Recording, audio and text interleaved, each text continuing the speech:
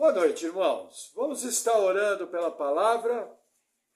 Senhor, te agradecemos por mais um dia na tua casa. Pedimos em nome de Jesus que o Senhor venha com o teu poder, me capacitando e edificando a tua igreja. Nos ajuda, Senhor, na nossa fraqueza. No nome de Jesus, amém. Amém, irmãos. Estamos nos aproximando do final do profeta Miqueias, esse livro tão rico, com várias profecias, numa fase super agitada da história de Israel e de Judá, numa fase complicada. É curioso no Antigo Testamento como você vê a facilidade que o povo tem de se inclinar para os ídolos, de se corromper.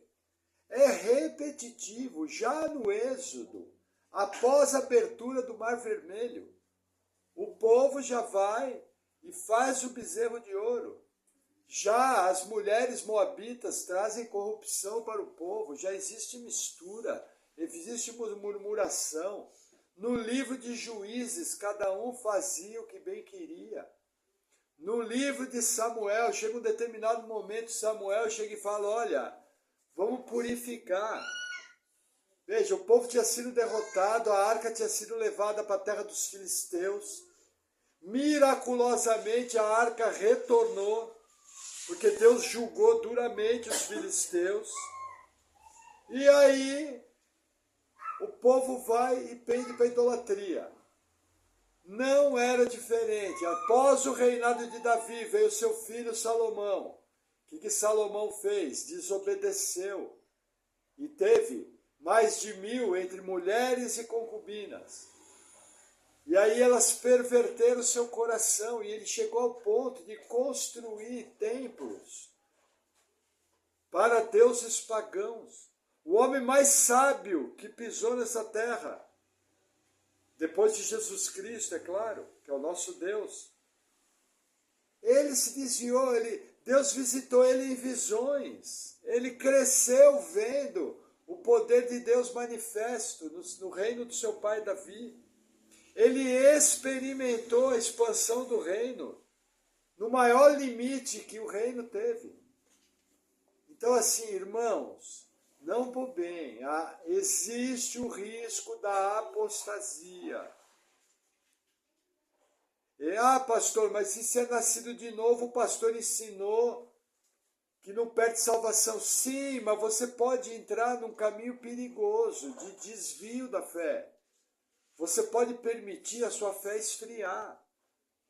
E se isso acontecer, a consequência vem. Então, assim, cuidado, irmão. Nosso coração é enganoso. O ser humano é frágil. Num determinado momento, como eu costumo dizer, até de maneira brincalhona, ele pira o cabeção e começa a se dar liberdades que nunca deveria se dar, e quando vai ver, se afasta da fé. Então, assim, cuidado, irmãos. Se você está no caminho, se você está congregando, você tem conseguido orar, está conseguindo ler a Bíblia, permaneça, capriche. Porque o desvio, a nossa vida cristã é como um navio. O navio aqui no começo, ele desvia 1 centímetro da rota. Só que daqui a alguns metros, ele está a quilômetros afastado. E para você voltar o navio para a rota, é extremamente problemático. Outro detalhe, Deus não é obrigado a remover a consequência do nosso erro. Somos perdoados? Sim, assim que nos arrependemos, Deus perdoa, mas a consequência fica. Olha para a sua vida e perceba que existem coisas que até hoje você está colhendo consequência de pecados e erros do passado. E algumas duradouras. Então, assim, cuidado. E capítulos como esse que nós vamos ver hoje, veja, esse capítulo ele vai de uma profecia maravilhosa sobre a vinda do Messias, até o povo contendendo. E Deus colocando, ó, esse povo está cansado de mim. Então, assim, da mesma maneira que aconteceu com o povo de Israel, pode acontecer conosco. Amém? Então vamos lá. Profeta Miqueias, capítulo 6, versículo 1 diz assim: Ouvi agora o que diz o Senhor. Levanta-te, contende com os montes, e ouçam os outeiros a tua voz. Ouvi, montes, a demanda do Senhor, e vós, fortes fundamentos da terra, porque o Senhor tem uma demanda contra o seu povo, e com Israel entrará em juízo. Qual que é a figura aqui? A figura de tribunal. Nesse tribunal, quem é o juiz? O Deus Todo-Poderoso. Quem é o promotor? O Deus Altíssimo. Deus vai estar fazendo acusações contra o povo. Olha a seriedade do que está acontecendo aqui. Imagina Deus chegar e falar, olha, fecha a porta lá. Aí você vai e fecha. Aí Deus bate no peito e fala, olha, agora a conversa é comigo. Ninguém sai enquanto nós não resolvemos essa questão. Imagina acontecer isso.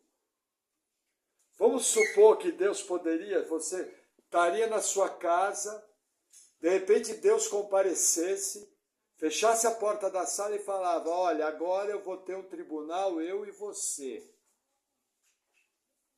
Como que seria esse tribunal? Como que você daria contas da sua vida? É a figura que está aqui. Agora entenda, da mesma maneira que Deus no Antigo Testamento fazia isso, Ele faz isso até hoje, nós vamos ver nas aplicações. Deus tem uma demanda contra o seu povo, e Miqueias 6 é o ensino sobre essa demanda, por isso que Miqueias 6 é tão importante. Amém?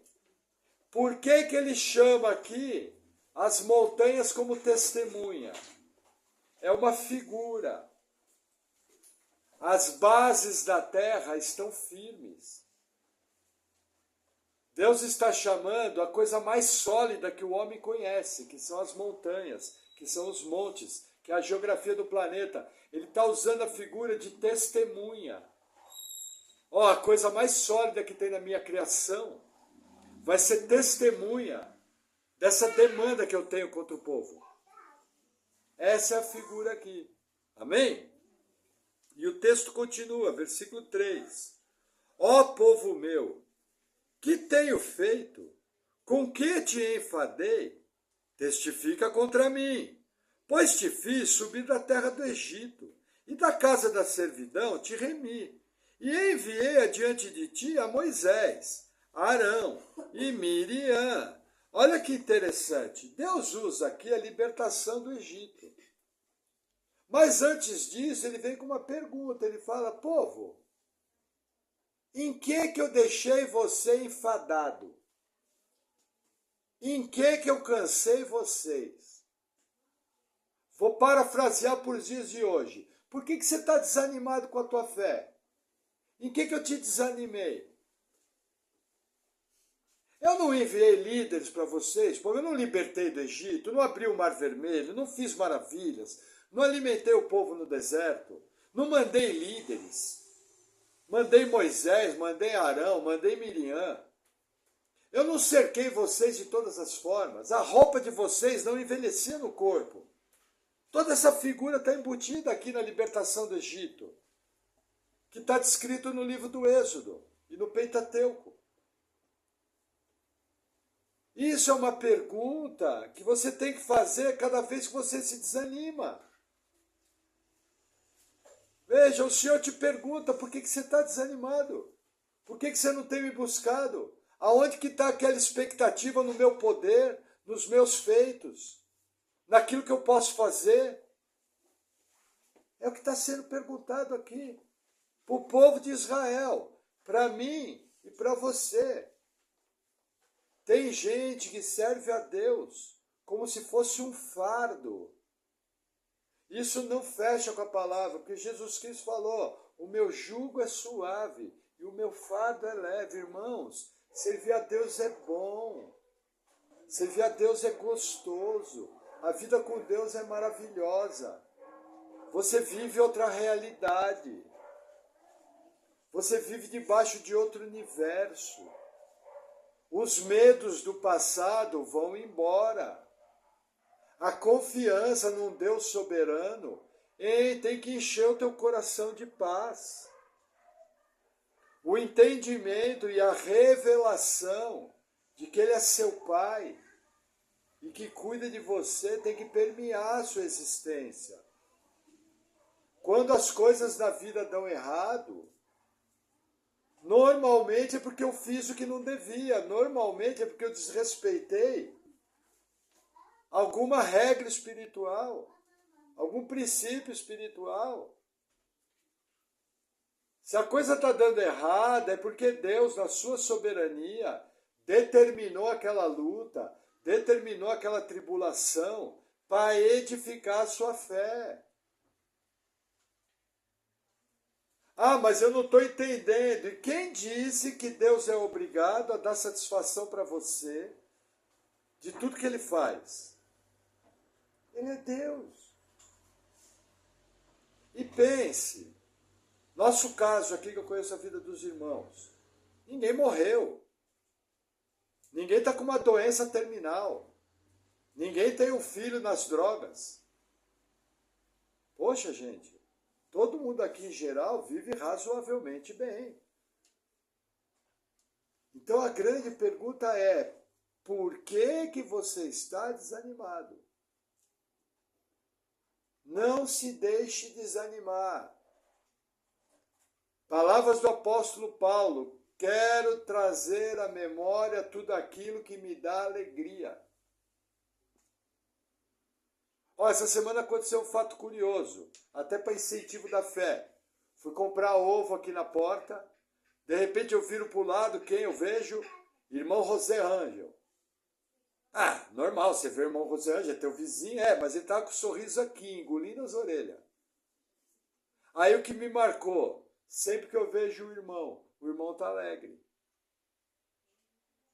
Lógico, provavelmente é porque ele não tem espelho em casa.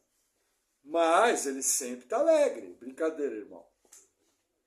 Mas assim, lógico, você não vai ser o bobão da história que fica rindo à toa. Ninguém vive rindo. Mas quando uma situação alegre acontece, é importante você cultivar a alegria do seu coração. Para que você não viva uma vida cristã apática. A vida é boa de ser vivida, caminhar com Cristo é ótimo. Mas a minha parte é cultivar esse coração propício. E ao perceber um enfado, um cansaço, uma preguiça espiritual, eu tenho que sacudir meu jugo. E tenho que me posicionar, não vou aceitar isso. E me posicionar de maneira diferente. Amém? Vamos lá, versículo 5. Povo meu, lembra-te agora do que consultou Balaque, rei de Moabe, e o que respondeu Baalão, filho de Beor, e do que aconteceu desde Sitim até Gilgal, para que conheças as justiças do Senhor. Qual é o quadro aqui? O que é Sitim? O que é Gilgal? Sitim foi o último acampamento antes da travessia do Rio Jordão. Quando Josué assumiu a liderança do povo, o último acampamento antes do Rio Jordão, da entrada da terra, foi Sitim. O que é Gilgal? Gilgal foi o primeiro lugar que o povo de Deus pisou após atravessar o Rio Jordão. O que Deus está trazendo a lembrança aqui? Olha, eu prometi uma terra, eu fiz uma aliança. Eu tirei vocês da escravidão do Egito e coloquei vocês na terra.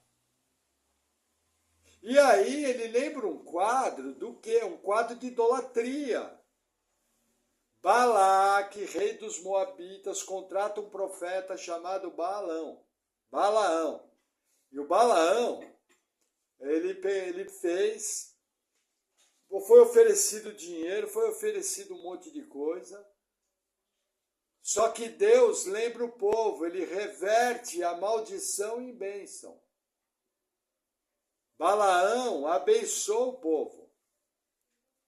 Só que Balaão, visando lucro, ele arma ciladas para o povo de Deus e coloca as mulheres moabitas para seduzir os homens de Israel. E com isso ele traz idolatria. Para vocês terem uma ideia, a armadilha que Balaão produziu resultou no juízo onde 24.000 pessoas morreram. Inclusive, os príncipes que se corromperam do povo de Israel foram enforcados. E enquanto eles estavam sendo enforcados, um dos príncipes, casado com uma amante de uma princesa moabita, chamada Cosbi, passou com ela de mão dada na frente do arraial e foi para sua cabana. E o povo, perplexo, o povo estava enforcando os outros príncipes. Só que ele deu de ombros, tipo, eu sou príncipe, eu faço o que eu quero. E passou afrontando. E o povo não fez nada, exceto Finéias, sacerdote, que pegou uma lança, foi atrás desse príncipe e da princesa Cosbi. E quando eles estavam em pleno ato sexual, Finéias atravessa os dois com a lança, matando os dois instantaneamente, cravando a lança no chão. E Deus fala, Finéias agiu corretamente e limpou o meu arraial. Uma atitude drástica, uma atitude dura.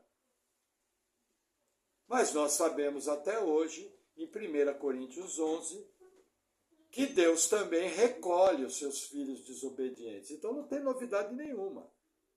A desobediência gera morte. O caminho da morte é o sofrimento.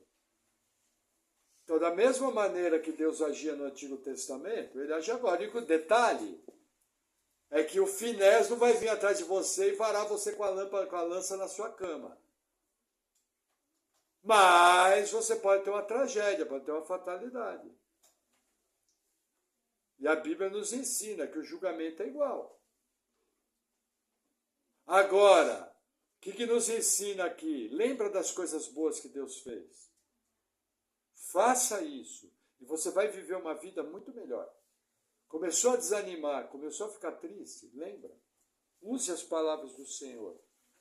Tem muita coisa boa, tem muita coisa legal. A vida com Cristo é como falava o meu primeiro pastor, é joia. Amém? Versículo 6. Com que me apresentarei ao Senhor? E me apresentarei ao Senhor, e me inclinarei diante do Deus Altíssimo. Apresentar-me-ei diante dele com holocaustos, com bezerros de um ano. Agradar-se ao Senhor de milhares de carneiros, ou de 10.000 ribeiros de azeite. Darei o meu primogênito pela minha transgressão, o fruto do meu ventre pelo pecado da minha alma. Olha que interessante. Aqui o povo começa a responder. Hipoteticamente, são palavras do profeta. É uma figura, não é que o povo respondeu. O profeta está denunciando uma situação. Qual é a situação que o profeta está denunciando? A religiosidade barata do povo. Que religiosidade? O povo queria servir a Deus através das regras do Pentateuco, do serviço no templo. E o povo achava que levar holocaustos, que levar o azeite para oferta, que consagrar o filho primogênito, como foi o caso do profeta Samuel. Ele foi consagrado por Ana, sua mãe, a servir. Aí o povo achava que se cumprisse a regra religiosa, estava tudo bem. O que Deus vai mostrar? regra religiosa, ritual vazio, sem coração, não resolve. Está vindo à minha memória uma figura que me marcou na exposição do profeta Amós.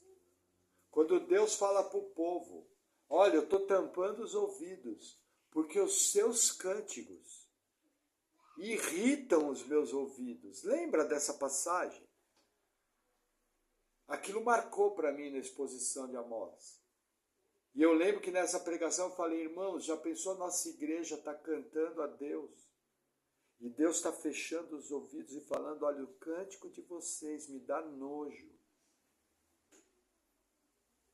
Aí você vai falar, mas Senhor, nós estamos cantando músicas para você. Não importa, se o teu coração for errado, só existe um jeito. Rasga o coração, confessa seu pecado a Deus e começa a andar em novidade de vida. E aí sim, o que você fizer vai ser aceito. Irmãos, é necessário, veja, no Novo Testamento existe uma ordem. Examinai a vossa salvação. De tempos em tempos, nós precisamos examinar nossa vida. 1 Coríntios 11, examinai a vós. Quando você faz parte de uma congregação, e ao fazer parte da congregação, você está presente na ceia. Então tem que se examinar. E tomar cuidado com religião vazia. Eu já vi gente que cumpria toda a regra religiosa, mas o coração estava morto. Estava apartado do Senhor. É o que está sendo falado aqui. Lembra do caso de Saul? Samuel virou para ele e falou, veja, o Senhor necessita de gordura, de holocaustos. Aí Samuel fala, obediência quero e não sacrifícios. Vir para o culto é ótimo, ler Bíblia é bom, orar é bom, jejuar é perfeito. Evangelizar é uma ordem, mas tem que fazer com o coração correto. Está vindo algo ao meu coração. Só nesta lista de 5 coisas que eu falei agora, em quais você está falhando? Só aí já tem arrependimento para ser feito e confissão ao Senhor. Amém? Vamos seguir. Versículo 8. Ele te declarou, ó homem, o que é bom, e que é o que o Senhor pede de ti, senão que pratiques a justiça e ames a benignidade e andes humildemente com teu Deus. A voz do Senhor clama a cidade, e o que é sábio verá o teu nome. Ouvi a vara, e quem a ordenou? O que Deus está falando aqui? O verdadeiro louvor, a verdadeira oração, a verdadeira adoração, que é uma vida correta. Só que ele está falando, olha, essa vara vai vir sobre vocês por causa desse motivo. O que Deus está nos ensinando? O que Carta aos Hebreus ensina, que Deus disciplina seus filhos. Por isso que eu falo, está passando por problema? Primeira oração, Senhor, fui eu que causei isso? Senhor, eu desrespeitei algum princípio? Senhor, essa disciplina foi dada por ti com que propósito? Senhor, eu estou debaixo de um ambiente espiritual onde o adversário está tentando me cirandar? Onde o diabo está tentando me cirandar? Também é uma outra pergunta válida. Ah, mas por que Deus autorizaria isso? Porque as lutas também edificam a nossa vida, a maturidade. Entendeu? Mas assim, cuidado. Agora, o que foi ensinado na igreja brasileira? Primeiro a luta. Você vai para práticas que não estão na Bíblia. Por exemplo, o pessoal fala, olha, vem aqui fazer uma campanha, olha, faz um voto financeiro com Deus, olha, faz aquilo, vem para o culto de libertação. Irmãos, culto de libertação de um coração que não é sincero com Deus, Só tem um, cara no pó. Ou você acha que adianta você ir 3 semanas na igreja, 4 semanas na igreja, e não mudar seu coração, e você acha que Deus vai mudar? Não vai. Às vezes vale muito mais para Deus você lá no seu quarto rasgar a sua roupa, simbolicamente. Rasgar as vestes e confessar a Deus o seu pecado. Entendeu? E pode ter certeza, essa é uma disciplina da parte de Deus. Assim que for solucionado, que ela fizer todo o seu efeito que ela tem que fazer, Deus retira. Existe uma visão muito errada na igreja brasileira de fazer trocas com Deus. Não existe troca com Deus. Com Deus existe o quê? Primeira coisa, uma vida que quer glorificar Deus. Segunda coisa, ao glorificar Deus, uma vida de obediência. E acabou. Não tem troca. Tem manda quem pode e obedece quem tem juízo. Acabou. Nada além disso. Amém? Puxa, pastor, me falaram que eu ia ter casa grande, carro bom. É mais fácil, né, eu falar essas mentiras para você, né? Agora, ser crente de verdade numa igreja que está amalucada é mais difícil. Olha, irmãos, presta atenção que os crentes à sua volta falam. É assustador. Presta atenção, liga a antena, vamos fazer um exercício essa semana. Presta atenção quando você encontrar uma pessoa crente, o que você ouve da boca dela. É um absurdo atrás de outro absurdo. Por quê? Porque o povo não sabe o que é viver um evangelho simples. Uma vida consagrada, de santidade, onde de verdade o Senhor é o primeiro. Isso, irmãos, isso é simples. É relativamente tranquilo. É só não inventar. Acabou. Amém? Vamos lá, versículo 10. Espera aí. Isso, 10. Ainda há na casa do ímpio tesouros da impiedade, e medida escassa que é detestável. Seria eu limpo com balanças falsas e com uma bolsa de pesos enganosos? Irmãos, aqui Deus denuncia a corrupção nos negócios, que nós podemos trazer para hoje. A corrupção no nosso trabalho. Está usando aqui a figura de pesos e medidas, não havia balança eletrônica. Então a coisa mais séria que tinha era o peso. O comerciante desonesto, ele mexia no peso para entregar menos mercadoria com mais valor. Da mesma maneira, os homens mantinham riqueza conquistada desonestamente. Irmãos, pode trazer essa verdade para o nosso trabalho. Irmãos, lembra que quando você está trabalhando para o Senhor. Pode parecer fácil, mas eu, o vosso pastor, se não me concentrar nisso, várias vezes eu tenho que chegar e falar, nossa, Senhor, perdão, porque eu não fiz o meu melhor. Vosso pastor. Irmãos, eu trabalho no melhor trabalho do mundo, eu distribuo Bíblias. É o melhor trabalho do mundo. Mesmo assim eu falho. Então a falha é correta. Ah, pastor, mas eu não vendo Bíblia, mas você serve a Deus aonde você foi chamado.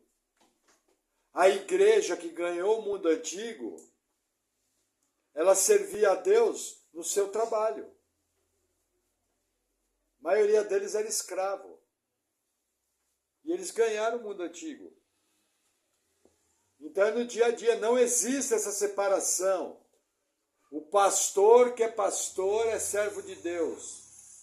Eu saio da igreja e vou para a minha vida secular. Não, você é crente tempo integral. Você é um embaixador de Cristo, tempo integral. Você serve a Deus, tempo integral. Quanto antes você entender isso, melhor você vai viver.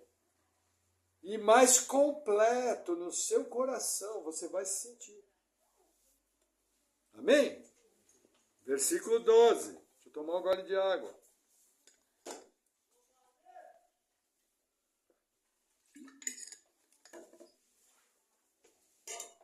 Porque os seus ricos estão cheios de violência, e os seus habitantes falam mentiras, e a sua língua é enganosa na sua boca. Aqui ele vai continuar a denúncia de violência.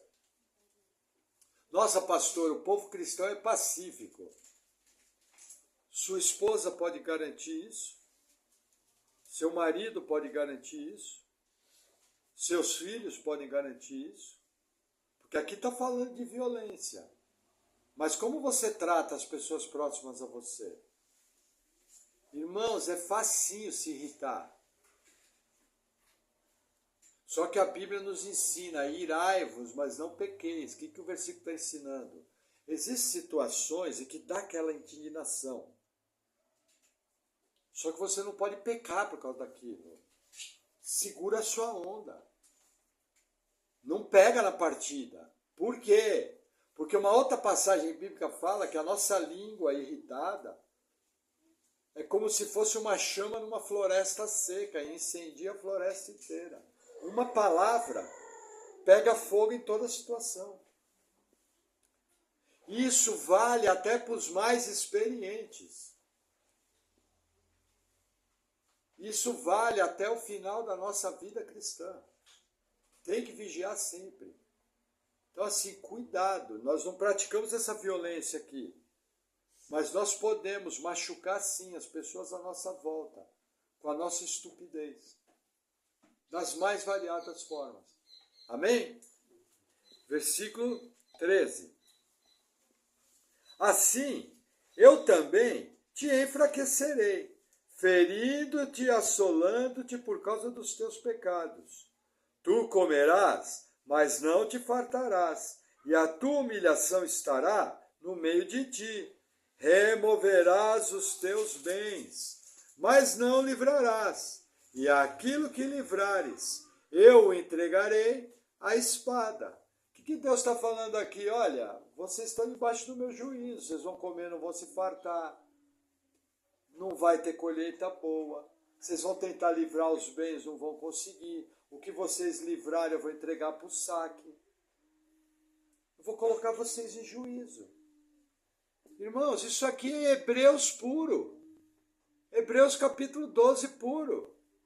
Eu disciplino a todos que eu amo. Se vocês, pois, não estão debaixo de disciplina, é porque vocês não são filhos. Porque o povo tem uma mania de achar que o Deus do Antigo Testamento é diferente do Deus do Novo. Irmãos, Jesus é mais pesado ainda do que o Deus do Antigo Testamento. O Deus do Antigo Testamento mandou exterminar uma cidade. Jesus, num selo que ele quebra, vai eliminar 25% de quem já viveu na terra. Numa trombeta, 1/3 da população da terra vai morrer. Quem é mais duro? Percebem? Limpa, irmãos. Precisa limpar conceitos antigos da vida cristã que são mentirosos. Infelizmente, estruturas que nós passamos não ensinaram o Evangelho. E você precisa reaprender de uma maneira correta para viver uma vida cristã melhor e mais completa. Como é que é o único jeito de aprender? É na Bíblia. E aqui segue um alerta, irmãos. Cuidado com quem você ouve na internet. 95% do que tem na internet é lixo. Vou falar bem claro, lixo. Não ouça. Pergunte para o seu pastor, pastor, o que você acha de tal pregador? Ah, quer dizer que todo mundo tem que ser reformado? Não, vou dar um exemplo. Por exemplo, Assembleia de Deus de Santa Catarina, tem um irmão lá, Ciro Sanches Zibordi. Eu concordo com tudo que o irmão fala? Não, mas ele é um teólogo correto, é um teólogo que procura estudar a Bíblia, ele apresenta uma pregação coerente, tem começo, meio e fim, ele segue o princípio correto.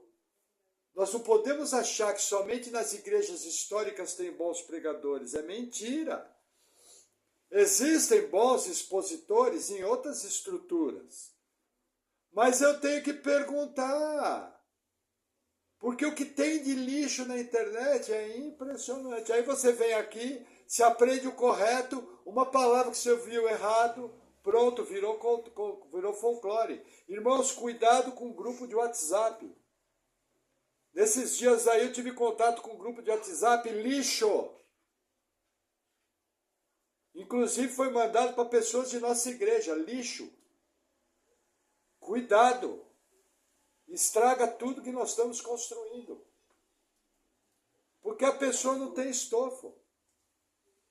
Não tem noção do que está publicando. E aí você cai numa situação dessa aqui. Fala, nossa Senhor, minha vida não vai para frente, está tudo errado, estou sem dinheiro, tá tudo... Lógico, você está na disciplina, está em desobediência. Deus tem o projeto dele, que é edificar sua vida numa base sólida, que você seja um crente maduro, fervoroso, que ande em santidade e que conhece a palavra de Deus. E você está trabalhando ao contrário. O que seu pai vai fazer? Vai dar um sorvete bem gostoso? Não, vai dar uma chibatada bem dada nas costas. Porque ele é seu pai. A pergunta é, você quer ser edificado por Deus ou você quer ser disciplinado por Deus? Está na sua mão. Porque deixa eu te falar uma coisa de maneira bem clara. Deus vai cumprir o propósito dele na sua vida. E ninguém é mais duro do que Deus. Aquele que começou a obra há de terminá-la até o dia de Cristo Jesus. E Deus tem o plano de te tornar cada dia mais parecido com Cristo. A pergunta é, você vai colaborar para o plano ou vai andar só na chicotada? Está na sua mão. Amém? Amém? Versículo 15. Tu semearás, mas não cegarás. Pisarás a azeitona, mas não te ungirás com azeite. E pisarás o mosto, mas não beberás vinho. Porque se observam os estatutos de Onri e toda a obra da casa de Acabe, e andais nos conselhos deles, para que eu te faça uma desolação, e dos seus habitantes um assobio. Assim trarei sobre vós o opróbrio do meu povo. Ele encerra o capítulo, continuando a ideia de juízo. Só que aí ele dá o motivo. Qual é o motivo? Os pecados da casa de Onri. Quem é Onri? Onri foi um grande rei do Reino do Norte. Do ponto de vista administrativo militar, ele foi até bem. Onri foi o rei que conquistou Samaria, capital do Reino do Norte. Terra difícil de ser conquistada. Então ele não era burro. Mas quem era Onri? Ele era pai de Acabe. E o primeiro erro de Onri foi quando ele trouxe Jezabel, uma rainha fenícia, idólatra, para casar com Acabe. E a de idolatria a Baal e a deusa Azerá entrou com tudo no reino. O que Deus está falando aqui? Eu estou trazendo todo esse juízo. Porque vocês estão em idolatria. E eu vou colocar vocês de cama. Eu vou colocar vocês de juízo. E isso é o que o capítulo está nos ensinando. De uma maneira clara. De uma maneira direta, aberta. Para quê? Para que eu ouça. E aí vem aquela visão infantil, maldita, de que na vida do crente só tem coisa boa. De que Jesus só trabalha ao nosso favor. Quem é que já ouviu essa frase, que Jesus só trabalha a nosso favor? Só isso? Pouco misericórdia, né? É o que é ensinado. Então vamos a algumas aplicações. E vamos ver se isso que ensinaram para você é verdade. Vamos abrir no livro do Apocalipse, capítulo 2, para nós encerrarmos. Vamos pagar um pedágiozinho lá no Apocalipse. Apocalipse 2.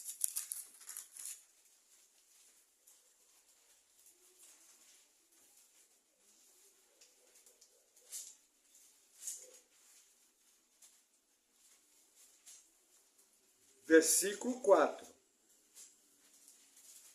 Vamos ler o 3 para dar sentido. Carta à igreja de Éfeso. E sofreste, e tens paciência, e trabalhaste pelo meu nome, e não te cansaste. Com quem que Jesus está falando aqui? Com a igreja. Incluindo eu e você. E aí ele continua. Tenho, porém, contra ti, que deixaste o teu primeiro amor. Essa igreja era fervorosa, essa igreja fazia a obra, mas ela estava errada. Tinha deixado o primeiro amor, que era a prática das primeiras obras. Era uma igreja fria, morta, que não tinha obra nenhuma. E a fé sem obras é uma fé morta. Aonde que eu faço a obra de Deus? Entre outras coisas, na sua igreja, servindo os irmãos. E aí ele vem, versículo 5. Lembra-te, pois, de onde caíste, e arrepende-te, e pratica as primeiras obras. Olha o que vem agora. Quando não, brevemente a ti virei, e tirarei do seu lugar o teu castiçal, se não te arrependeres. O que é o castiçal aqui? É o símbolo do Espírito Santo. Aqui, entre outras coisas, quando você erra e você peca de maneira impenitente, você entristece o Espírito Santo. E isso traz muito prejuízo para a sua vida. É a primeira advertência. Continuando, Apocalipse 2, versículo 14. Mas algumas poucas coisas tenho contra ti, porque tens lá os que seguem a doutrina de Balaão, a qual ensinava Balaque a lançar tropeços diante dos filhos de Israel, para que comessem dos sacrifícios da idolatria e fornicasse. Versículo 16. Arrepende-te, pois, quando não, em breve virei a ti, e contra eles batalharei com a espada da minha boca. Irmãos, a doutrina de Balaão fala de mistura espiritual, idolatria. Jesus está falando aqui que aqueles que estão contaminando a sua fé, aqui é contaminação, ele vai vir com a espada da boca. O que é a espada da boca de Jesus? É a palavra. E vai contender com eles. Irmão, só existe uma maneira de eliminar contaminação espiritual, é pela palavra de Deus. Mas olha que interessante. Nos dois casos é Jesus contra a igreja. Os dois casos. Mais um texto, Apocalipse 2, versículo 20. Talvez um dos mais pesados. Mas algumas poucas coisas tenho contra ti, que deixas Jezabel, mulher que se diz profetiza, ensinar e enganar os meus servos, para que forniquem e comam dos sacrifícios da idolatria. E dei-lhe tempo para que se arrependesse da sua fornicação, e não se arrependeu. Eis que a porei numa cama, e sobre os que adulteram com ela virá grande tribulação, se não se arrependerem das suas obras. Ó 23, palavras de Jesus.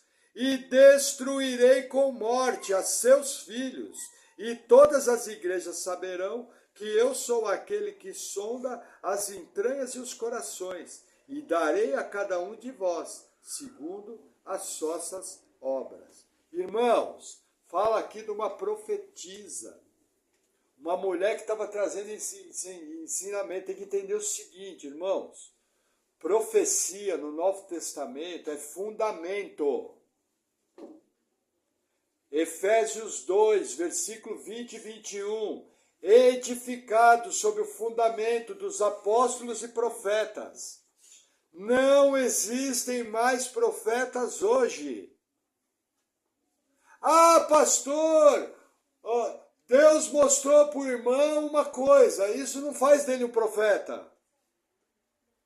Isso é o Deus Todo-Poderoso operando de maneira sobrenatural e é exceção. Não existe mais profeta, porque o profeta bíblico é infalível. Foi só no fundamento. Já expliquei para os irmãos, o que tem hoje é o ofício profético, que está lá registrado em 1 Coríntios 12, que lá naquela época era chamado de dom de profecia. Hoje é um ofício, que é o quê? Palavras inspiradas pelo Espírito Santo, para exortar, redarguir, consolar, orientar. Deus pode usar você nesse ofício profético. Você está diante de um parente, o parente está passando por um problema. E você, cheio do Espírito Santo, começa a compartilhar uma verdade bíblica. Sabe, fervendo. Coração cheio de júbilo, aquilo cheio de vida, aquilo cheio de encargo, cheio de poder de Deus, porque a sua palavra acabou de ser usada no ofício profético. Ah, Deus pode revelar algo. Irmãos, teu filho pode estar saindo de casa e de repente Deus te mostrar, fala para ele que não é para ir por aquele caminho, para ir por outro. Que mal há nisso? Só que, irmãos, isso não é o comum. Um exemplo muito comum nos crentes, de repente vem um encargo, ora por tal pessoa. Aí você vai lá e ora, fica aliviado. Nem sabe o que está acontecendo. Mas ele é Deus. Agora, ficar adivinhando com quem você vai casar e quais são os números da Mega Sena que vai dar, isso aí não é milagre de Deus. Irmãos, cuidado com a internet, cuidado com as irmãos, a situação nas igrejas, são nossos irmãos. Os irmãos sabem que eu dou maior colher de chá para outras igrejas. Está cheio de gente salva. Mas está muita coisa errada. Irmãos, quando você vê a pessoa se auto-intitulando apóstolo, é complicado. Pra você ter uma ideia, nem bispo existe. Porque o bispo é a mesma coisa que o presbítero, que é a mesma coisa que o ancião, que é a mesma coisa que o pastor. Nem bispo existe. Para vocês terem uma ideia, tem igreja histórica, por exemplo, os irmãos metodistas, eles têm bispo. Mas ainda a maneira que eles enxergam bispo, eles enxergam em cima da palavra, supervisor. O que é um líder que é levantado para supervisionar outros pastores? Vai, dá para dar uma lixadinha, pegar um copinho de água filtrada, geladinha e tomar, ainda passa. Mas cuidado, irmãos. É o caso dessa Jezabel. Não deixa essa profetisa Jezabel estragar a sua vida. Porque Jesus vai se levantar contra você, ainda mais que você está sendo advertido. E você já tem maturidade para saber o que é certo. Amém? Aí vamos lá para encerrar. Apocalipse 3, versículo 16. Carta a Laodiceia. Assim, porque és morno, e não és frio nem quente, vomitar-te-ei da minha boca.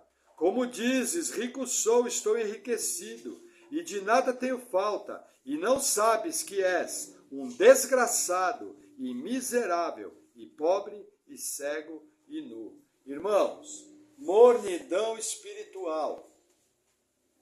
Se você está vivendo isso, você encaixa aqui. Irmãos, eu sou obrigado a falar. Não estava nem programado falar. Tem muita gente no nosso meio que está em mornidão espiritual e está se encaixando nisso. Minha responsabilidade é te alertar que isso aí está errado e que você precisa mudar urgente. Porque se você está nessa mornidão espiritual, a minha Bíblia diz que você é um desgraçado, você é desprovido da graça de Deus. Mais que isso, você é um miserável. Você é pobre. Você é cego. E você está nu, seu pecado está aparente. Irmãos, Vamos buscar servir mais o Senhor. A começar na vida pessoal, passando pela vida familiar, passando pelo meu trabalho, passando pela minha igreja. Nós precisamos de gente que faça a obra cristã, que evangelize, que ore. Essa semana teve um dia que pediram oração, deu vergonha.